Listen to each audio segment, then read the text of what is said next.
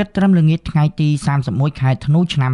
2025មានប្រជាពលរដ្ឋចំនួន517,555 នាក់បន្តស្នាក់នៅក្នុងជំរំសុវត្ថិភាពដែលត្រូវបានបង្កើតឡើងនៅតាមបណ្ដាខេត្តជាប់ព្រំដែនជាមួយប្រទេសថៃនេះបើតាមការបញ្ជាក់របស់លោកសុតកឹមកុលមនីអ្នកនាំពាក្យគណៈកម្មាធិការជាតិគ្រប់គ្រងគ្រោះមហន្តរាយប្រាប់វិទ្យុបារាំងអន្តរជាតិ RFE នៅថ្ងៃប្រហ័សទី1ខែមករាឆ្នាំ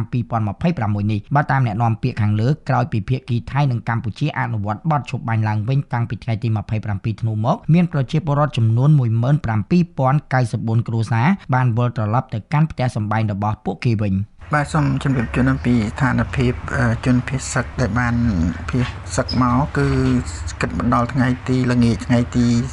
31ធ្នូឆ្នាំ2025នេះនៅមានចំនួនសរុបនៅសល់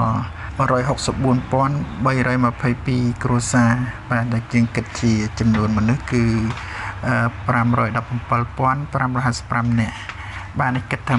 ល្ងាចថ្ងៃទី31គឺសល់ប៉ុណ្ណឹងគ្រួសារហើយជារួមគ្រួសារដែលបានវិលត្រឡប់ទៅគេហដ្ឋានវិញចេញពីជំរំភៀសសឹកគឺមានចំនួន17,094 គ្រួសារបាទនេះគឺយើងបានបូកសរុបថាម៉ោង6ល្ងាចថ្ងៃទី31ធ្នូឆ្នាំ2025នេះ